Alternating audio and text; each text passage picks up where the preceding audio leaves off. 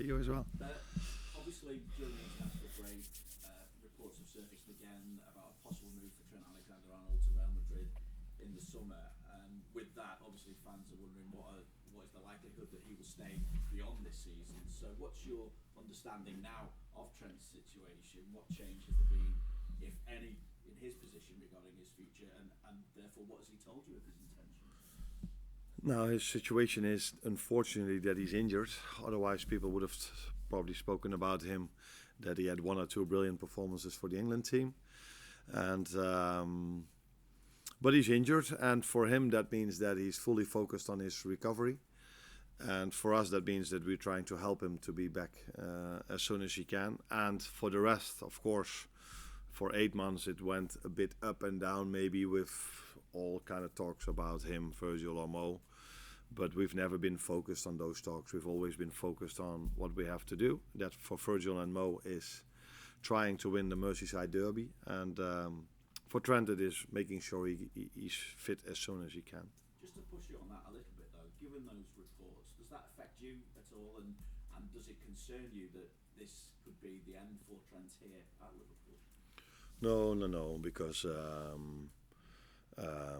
it's a situation that is there for 8 or 9 months now, and I think all these 3 players have performed so well under these circumstances. So no, it doesn't affect me at all.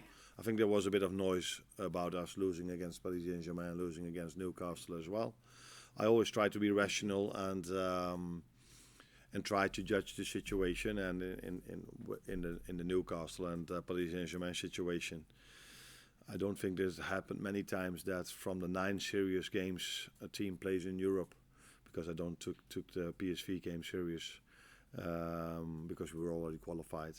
When you win 8 and you only lose 1, that you're out before the last 8, before the quarterfinals. I was a bit more frustrated about the final, because I think we deserved to lose that one. And that is for the first time, I think, we deserved to lose a football game. We were not tough in terms of defending. We were not good with the ball.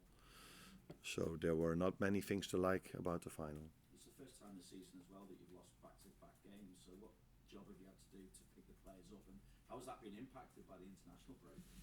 Yeah, they immediately went to the national teams, and they've played, all of them played important games over there. So when we came back, I did come back to both situations, but I think for most of them, they didn't forget, because they know what have happened, and they are, like me, disappointed for us not winning our first trophy and being out of the Champions League. But we are also realistic, like I just said.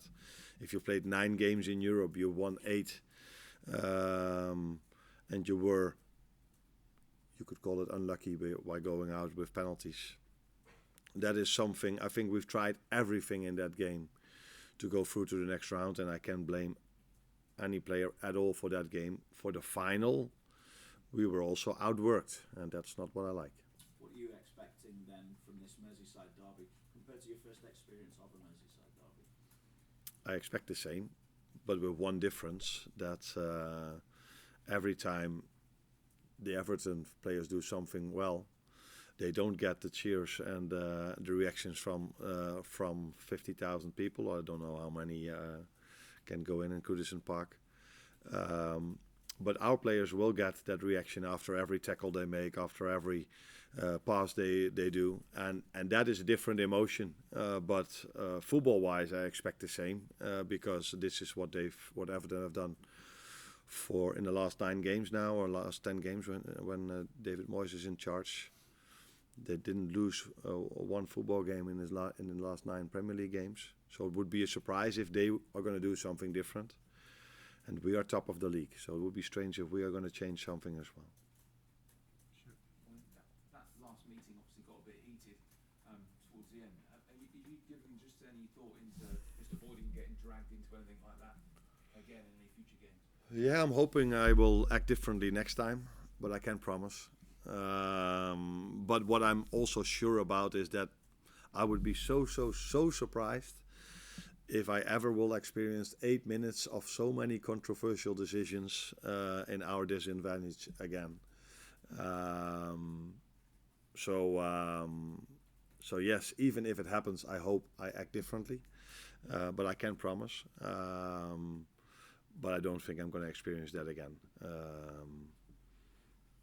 But you never know. Football is unpredictable. After a disappointing result, sometimes a manager or players say we want to play again as quickly as possible to get out of our systems. But it's been 15, 16 days since Wembley. What's the feeling here? Are you now desperate to play? Is that the sense you're getting? I definitely am, because it's been 15 or 16 days or even longer before I last managed a game. But many of our players played 1 week ago important games for the national team. So, but everybody can understand the position we are in at the moment, that we're all looking so much forward to the upcoming 9 games. So yeah, players are refreshed, in my opinion. But it wasn't all negative. We've played a final. So we've managed to play a final against a very good Newcastle team, and we had one great game, and the other game we defended really well against Paris Saint-Germain, which was, in my opinion, the best game in the Champions League so far. And we got beaten by a very, very, very good team. But wow, what a game we played as well. So yeah, you can always look at the result, which was not the way we wanted in 2 games. But I was proud of our performance against Paris Saint-Germain. It was maybe the best game we've played this season.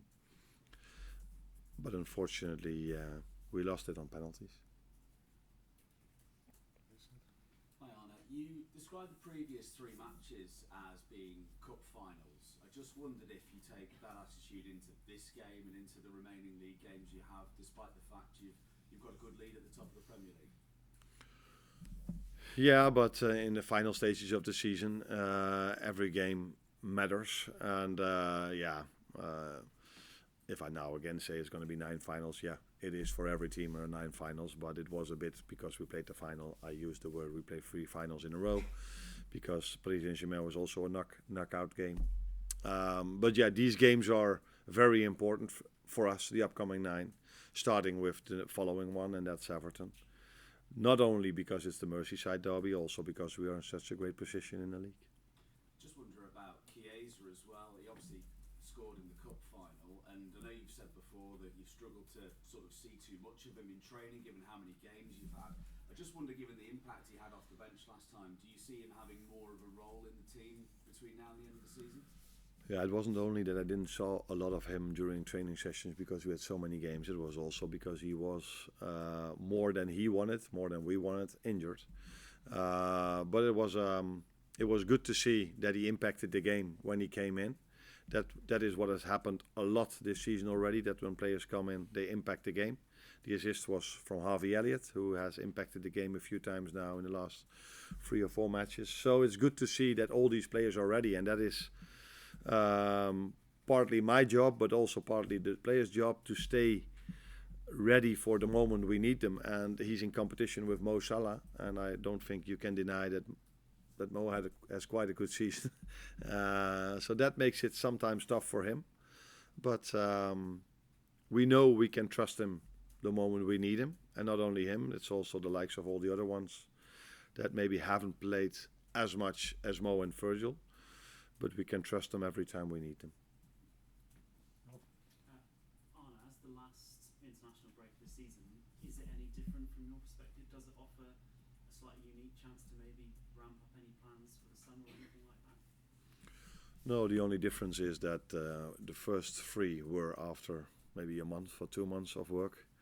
This one was after 4 months of non-stop work. So I liked this one the most, for the simple reason that it was 4 months in a row. So it was my first experience by playing in the winter as well. So this one I liked the most. I needed the most maybe as well. But there's no difference between back then and now. If you want to achieve something in the Premier League, in the League Cup, in the FA Cup, or in the Premier League, you need to compete with the best teams in the world, so the Premier League teams or the Champions League teams. So there's no room for going a gear down. You always have to be on top of your game. You have to be that in September, you have to be that in October, in March, and definitely also in April and May.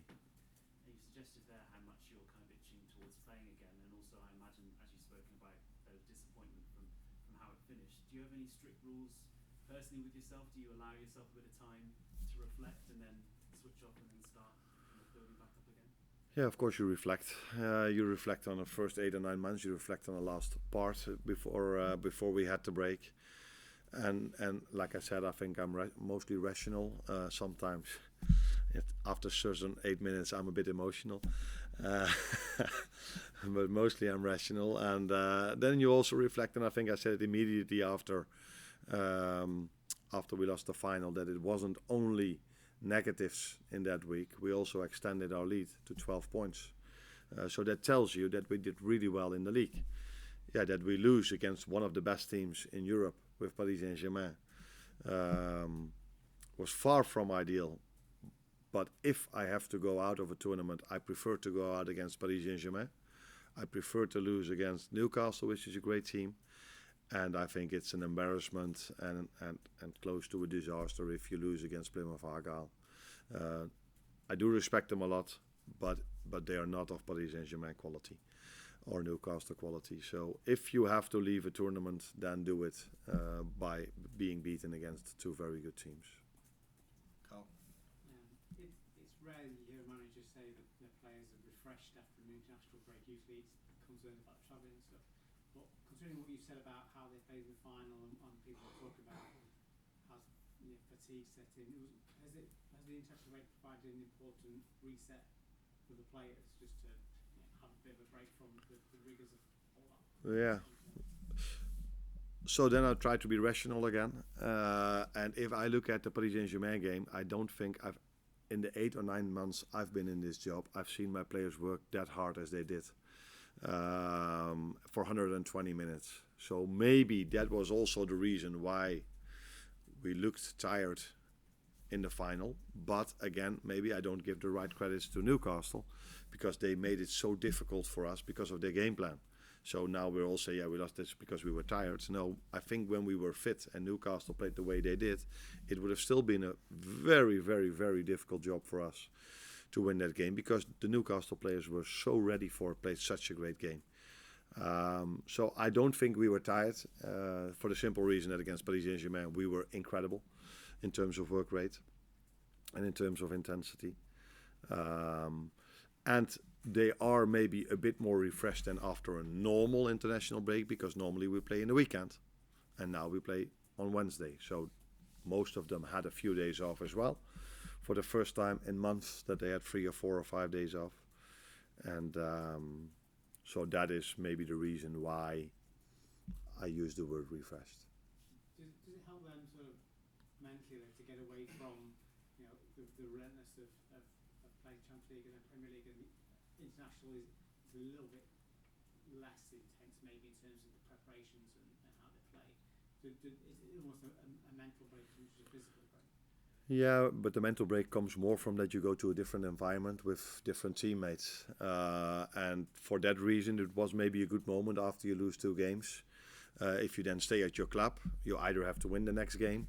But if you go to your national team, things are new again. And it's the same if you go from Premier League to the Champions League. It's a different tournament. So it's a different league, sorry. So maybe that helped as well. That I know, for example, the Dutch team, they played Spain, 2 great games. England had also 2 games, maybe not the nicest one to play, but they won both of them. So it's always nice if players go to a different environment and then come back with us after good experience. Because, for example, Lucio Diaz had 2 goals, Cody Gakpo had a goal. So a few of our players showed themselves in a very good way again. Well, hi, Arne. Set piece strategy didn't exactly go to plan at Wembley, either attacking or defending. And if you look in the league this season, Liverpool had 26% of their goals conceded come from set pieces, which is actually the 5th highest in the league. And going up against an Everton team who scored 41% of their goals from set pieces, which is the highest, including the opening goal at Goodison. Now, I'm not going to ask you if you've changed anything because you're not going to tell me, but have you spent more time working on set pieces this week than you would do maybe in a normal week? It's funny because I try to use data as well, but I always try to use it in my own advantage. So you tell me that 26% of the goals we've conceded are from set pieces in the league this season, but we're also defensively, when it comes to corners, the best team in the league when it comes to set pieces and when it comes to corners. So it tells me more that we hardly concede goals, and then if we do concede, a part of it is set pieces, and then because we only conceded 3 or 4, I don't know exactly the number, it's already 26%. But from all the teams in the Premier League, we have the best record in defending corner kicks. At least that's my data. But we are aware of the fact that we again face a team like Newcastle with Everton. That is a team that is very strong in set pieces, because we conceded the first goal in the Merseyside derby from a set piece.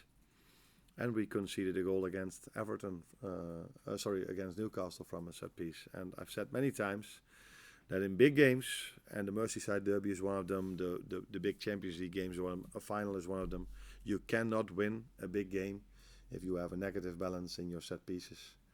And our main competitor at the moment, Arsenal, shows us on a weekly basis the importance of set pieces. So we are focused on it.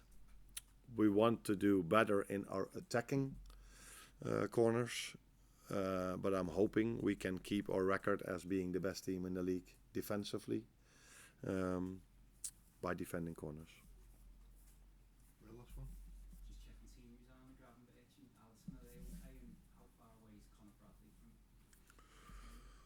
Ryan is okay, although we have to train one more time, but he's okay. Ali trains with us as well. The last check has to be made. I think that's this afternoon after the session, if he's available to play. And Conor is training with us again, but we have to make a decision on whether he's playing, and if playing means coming in or starting, that's something I keep for myself. But he's only had a few sessions after being out quite long with a repetitive injury. Is that the way you say it? Yeah. So we have to make a smart decision with that as well.